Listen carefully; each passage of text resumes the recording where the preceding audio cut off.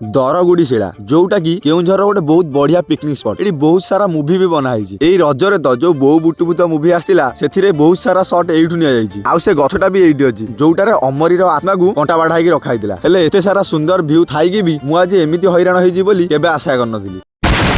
ଜୟ ଜଗନ୍ନାଥ ସାଙ୍ଗମାନେ, ଆଜି ସକାଳୁ ସକାଳୁ ରେଡି ହେଇକି ମୁଁ ଆଉ ମୋ ଭାଇ ବାହାରି ପଡିଲୁ ରଗଡି। କାରଣ ଆମର ଯେତିକି ମାମୁ ପୁଅ ଆଉ ଆମେ ମାଉସୀ ପୁଅ ମାନେ ଅଛୁ ପ୍ରତିବର୍ଷ ସବୁ ଏକାଠି ହେଇକି ଗୋଟେ ଗୋଟେ ନୂଆ ପ୍ଲେସ ରେ ଯାଇକି ଭୋଜି ଭାତ କରିକି ଏଞ୍ଜୟ କରୁ। କାରଣ ମୁଁ ସବୁବେଳେ କହିଛି ଆମ ଲାଇଫ ରେ ଏଣ୍ଟରଟେନମେଣ୍ଟ ର କମି କେବେ ବି ହବନି। ଆଉ ଏ ବର୍ଷର ପ୍ଲାନ ହଉଛି ଦରଗୁଡିଶିଳାରେ ଯାଇକି ଭୋଜି କରିବୁ। ଆଉ ଆମେ ସେମାନଙ୍କ ପାଖରେ ପହଞ୍ଚିଲା ବେଳକୁ ସେମାନେ ପୁରା ସବୁ ଜିନିଷ ପତ୍ର ରେଡି କରିକି ଆମକୁ ୱେଟ୍ କରିଥିଲେ। ଆଉ ସେଠିକି ଯିବା ପାଇଁ ଆମର ଗୋଟେ କାର ଆଉ ଗୋଟେ ବୋଲର ହେଇଥିଲା। ତ ଆମେ ଲେଟ୍ ନ କରି ବାହାରିଲୁ ଯିବା ପାଇଁ ଆମ ପିକନିକ ସ୍ପଟକୁ। ତ ଆମେ ଏଇ ସୁନ୍ଦର ଭ୍ୟୁ ର ଏଞ୍ଜୟ ନେଇ ଆମେ ଯାଇକି ପହଞ୍ଚିଗଲୁ କୋଳିମାଟି ଛକରେ। କାରଣ ସେଇଠୁ ରଙ୍ଗ ରୋଡ ରେ 100 ମିଟର ନେଲେ ରାଇଟ ସାଇଡ ରେ ସେ ଜାଗାକୁ ରାସ୍ତା ପଡିବ। ତ ଆମର ଦୁଇଟା ଯାକ ଗାଡି ଏକାଠି ହେଲା ପରେ ଆମେ ବାହାରି ପଡିଲୁ ଦରଗୁଡିଶିଳା। ହେଲେ ସେପଟ ରାସ୍ତା ନା ବହୁତ ଖରାପ। ଆମ ଗାଡି ଖାଲି ଏପଟ ସେପଟ ହଉଥିଲା।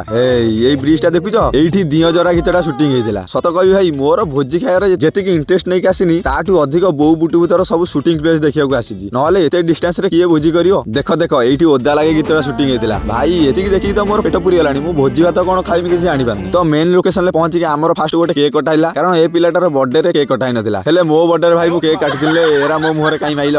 ଭାଇ ଦେଖିଲ ଏଇଭଳିଆ ପ୍ଲେସ କୁ ଯଦି ଏଇଭଳିଆ ଖାଦ୍ୟ ମିଳିଯାଏ, ଓହୋ ଆଉ ଜୀବନରେ କଣ ଦରକାର। ଆଉ ତାପରେ 12:30 ରେ ଆମର ଆରମ୍ଭ ହେଇଗଲା ମେନ୍ ଆଇଟମ ରନ୍ଧାରୁନ୍ଧି କାର୍ଯ୍ୟକ୍ରମ। ଆଉ ସେତେବେଳେ ବି ମୋର ଗତକାଲିର ଭିଡିଓଟା ପୋଷ୍ଟ କରିବାକୁ ଥିଲା। ହେଲେ ଦେଖିଲା ବେଳକୁ ସେଠି ଗୋଟେ ବି ନେଟୱାର୍କ ନାହିଁ। ମୋର ନୁହଁ, ସେଠି କୌଣସି ସିମ୍ ରେ ବି ନେଟୱାର୍କ ନଥିଲା। ସେଥିପାଇଁ ଆମେ ଗାଁ ଭିତରକୁ ପଳେଇ ଆସିଲୁ ନେଟ୍ ପାଇଁ। ହେଲେ ତାଙ୍କ ଗାଁ ପିଲା କହିଲେ କେବଳ ଏଇ ଗୋଟିଏ ଜାଗାରେ ହିଁ ନେଟ୍ ପାଏ ବୋଲି। ହେଲେ ମୋର ବ୍ଲଗ ପୋଷ୍ଟ ଦୂରର କଥା ଇନଷ୍ଟାଗ୍ରାମ ବି ଓପନ ହେଲାନି। ବହୁତ ଚେଷ୍ଟା କଲା ପରେ ବି ସେଠି ପୋଷ୍ଟ ହେଲାନି ବୋଲି ମୁଁ ପୁଣି ପଳେଇ ଆସିଲି ସେ ଭୋଜି ପ୍ଲେସ କୁ। ସେଠି ଯାଇକି ଦେଖିଲା ବେଳକୁ ଆଗ ଅପେକ୍ଷା ନଈରେ ପାଣି ଟିକେ ବଢୁଛି। ଆଉ ତାପରେ ଆମର ସବୁ ଭୋକ ବିକିଳିଆଙ୍କର ପେଟକୁ ଦାନ ନେବାର ଟାଇମ ଆସିଯାଇଥିଲା। ସେମାନେ ଖାଇବେ, ମୁଁ କଣ ଉପାସ କରିବି ନା କଣ। ମୁଁ ବି ଭୋଜିର ଭରପୁର ଫାଇଦା ଉଠେଇ ଦେଇଥିଲି। ଏତେ ଖାଇଲି ଯେ ପେଟ ପୁରିଲା ପରେ ବି ଛାଡିଲିନି, ଆହୁରି ଖାଇଲି। ତାପରେ କଂସା ବାସନ ମାଜି ଦେଇକି ଆମର ସବୁ ଉତୁପାତିଆଙ୍କର ଖାଦ୍ୟ ହଜମ କରିବାର ଗୋଟେ ନ୍ୟୁ ଟ୍ରିକ୍ ଷ୍ଟାର୍ଟ ହେଇଗଲା। ଦେଖୁନ କୋଳା ମାଡ ଲାଗିକି ମଲେଣି ଏଠି। ସବୁ କାମ ତ ଠିକ ଠାକ ରେ ହେଇଗଲା। ହେଲେ ଏତେ ବାଟକୁ ଆସିକି ଯଦି ଗାଧୁଆଟା ନ ହବ ତାହେଲେ ଏତେ ବାଟ ଆସିକି ଭୋଜି କରିବାର ଲାଭ କଣ କହୁନ। ତ ଆମେ ପଳେଇ ଆସିଲୁ ସେଇ ବ୍ରିଜ ତଳକୁ ଗାଧେଇବା ପାଇଁ। ଆଉ ସେଠି ପାଣି ପୁରା ଝରଣା ଭଳିଆ ଆସିଲା। ମନ ଶାନ୍ତି କରିକି ଗାଧେଇକି ଫୁଲ ଟାୟାର୍ଡ ହେଇକି ପଳେଇ ଆସିଲୁ ଘରକୁ। ଭିଡିଓଟା ବହୁତ ଲମ୍ବା ହେଇଯାଇଥିବାରୁ ଟିକେ ଆଡଜଷ୍ଟ କରିଦେବେ। ରହିଲି, ଜୟ ଜଗନ୍ନାଥ।